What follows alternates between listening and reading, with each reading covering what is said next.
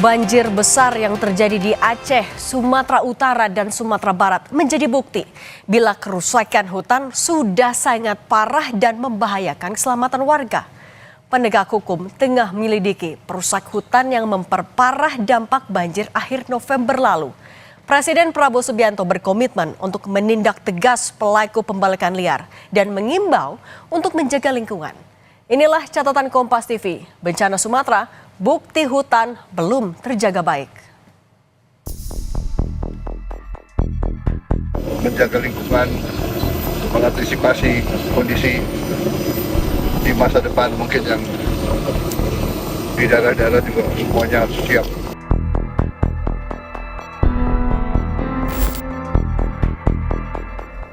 Di tengah penanganan bencana di Sumatera, Presiden Prabowo membentuk Satgas Penertiban Kawasan Hutan atau PKH untuk memberantas aktivitas ilegal di kawasan hutan. Kapolri, Jenderal Listio Sigit Prabowo mengungkap bahwa Satgas yang dibentuk telah menetapkan tersangka berkaitan dengan dugaan pembalakan liar yang memperparah dampak bencana di Aceh, Sumatera Utara, hingga Sumatera Barat. Kami telah membentuk Satgas, saya kira di Tapanuli kemarin kita sudah menaikkan sidik dan tersangka juga sudah kita temukan. Demikian juga untuk wilayah yang lain yang memang potensi banjir ini salah satunya karena dampak dari pembalakan liar, tentunya tim saat ini semuanya saya minta untuk bekerja dan segera dipublish sehingga kemudian masyarakat bisa mendapatkan informasi. Saya kira itu. Selain menjerat para pelaku yang terlibat dalam hilangnya hutan di Sumatera, Presiden Prabowo juga memerintahkan jajarannya, khususnya pemerintah daerah, untuk waspada dan menjaga alam menjadi lebih baik. Prabowo meminta agar tidak ada pohon yang ditebang sembarangan. Kita sekarang harus waspada, hati-hati. Kita harus jaga lingkungan kita, ya. Alam kita harus kita jaga. Kita tidak boleh tebang pohon sembarangan. Saya minta pemerintah daerah semua lebih waspada, lebih awasi, ya. Kita jaga alam kita dengan sebaik-baiknya. Menyusutnya hutan di Aceh, Sumatera Utara, dan Sumatera Barat yang menurut analisis jurnalisme data Kompas mencapai rata-rata 36.305 hektar per tahun, atau jika dikonversi per hari ditemukan angka sekitar 99,46 hektar hilang per hari. Perhimpunan Bantuan Hukum Indonesia atau PBHI mendesak untuk mengadili tak hanya soal pelaku yang ada di lapangan, tetapi hingga pembuat kebijakan. Bagaimana bisa 100 hektar per hari itu diizinkan? Siapa yang ngasih izin? Tentu levelnya bukan level paling keroco di bawah di lapangan. Ini harus diselesaikan dengan mekanisme memeriksa juga secara pidana dugaan korupsi, dugaan TPPU dari menteri, baik menteri yang sekarang, menteri yang kemarin. Hutan-hutan ini juga ada pertambangannya, bukan cuma kayu digundulkan juga. Maka periksa juga itu Bahlil, periksa juga siapa menteri pertambangan SDM sebelumnya. Jadi levelnya itu betul-betul level kebijakan yang akan berdampak besar. Penyusutan hutan selama 34 tahun mengakibatkan resiko munculnya bencana banjir yang semakin tinggi. Pemerintah harus kembali menata kerangka kebijakan dan institusi untuk menangani bencana ekologis. Implementasi dan penegakan hukum harus berpihak pada kepentingan rakyat agar bencana tak berulang di masa depan. Tim Liputan, Kompas TV. Analisis tim jurnalisme data harian Kompas lewat metode tumpang susun peta peruntukan lahan tahun 2024 dengan titik lokasi banjir menemukan fakta bila titik-titik banjir Sumatera berada tepat di lokasi peruntukan hutan yang kini beralih fungsi menjadi perkebunan sawit. Sejak tahun 1990 sampai tahun 2024, penggundulan hutan di Aceh, Sumatera Utara, dan Sumatera Barat marak terjadi. Tim jurnalisme data harian Kompas mengungkapkan per hari, luasan penebangan hutan di 3 provinsi itu rata-rata 36.305 hektar per tahun atau berkisar 99,46 hektar per hari. Jika dikonversikan, setara dengan luas 139 lapangan sepak bola. Adapun ukuran lapangan sepak bola menurut standar FIFA seluas 7.140 meter persegi. Dengan demikian secara agregat, kehilangan hutan dalam 34 tahun seluas 1,2 juta hektar. Ini juga menjadi bukti hutan kita belum terjaga baik. Banjir besar yang terjadi di Aceh, Sumatera Utara, dan Sumatera Barat menjadi bukti bila kerusakan hutan sudah sangat parah dan membahayakan keselamatan warga. Negara seakan abai menjalankan tanggung jawabnya untuk menjaga hutan dan warga negaranya.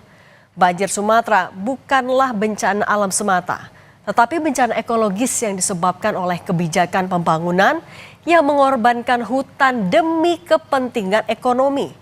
Penyebab utama kegagalan ini karena regulasi tentang tata kelola hutan yang lemah. Bahkan sudah terjadi sejak awal pemerintahan Presiden Soeharto, lebih dari 58 tahun lalu. Regulasi memberikan kuasa bagi pihak swasta untuk menebang hutan bagi kegiatan usaha. Lewat Undang-Undang Kehutanan Nomor 5 Tahun 1967, negara memberikan hak penguasaan hutan atau HPH kepada swasta untuk membuka perkebunan inti rakyat, khususnya kelapa sawit. Celakanya, kebijakan negara itu juga mendorong praktik pembalakan liar berupa penebangan hutan tanpa izin atau penebangan hutan melebihi daerah konsesi yang diberikan demi keuntungan pribadi.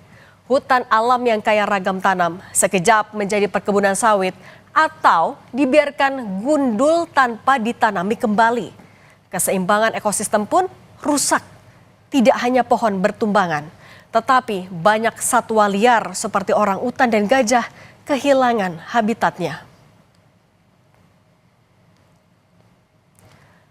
Data Badan Penanggulangan Bencana Nasional atau BNPB mencatat jumlah kejadian bencana terus meningkat.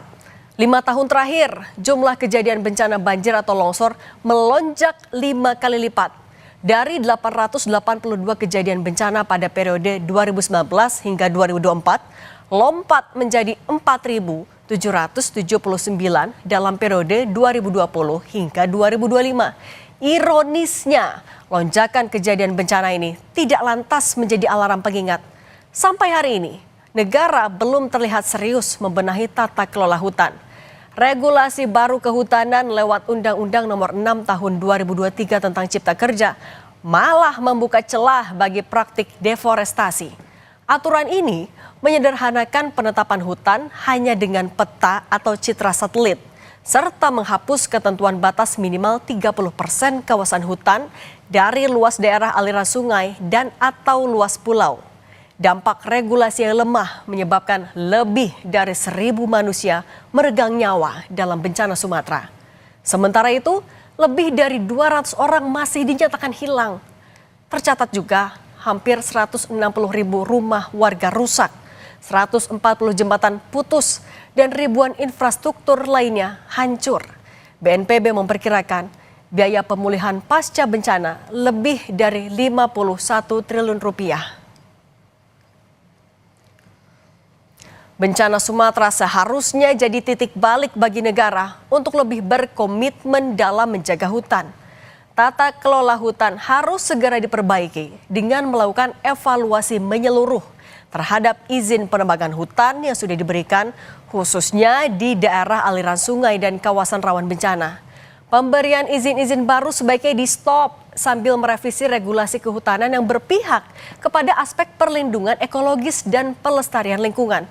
Selama izin mudah diberikan, hukum lemah ditegakkan, dan hutan terus dikorbankan, maka bencana akan terus berulang. Tetapi di atas seluruh urusan regulasi, political will negara yang menjadikan perlindungan hutan sebagai prioritas kebijakan negara belum tampak jelas. Karena memperbaiki regulasi tanpa political will yang kuat hanyalah omon-omon belaka.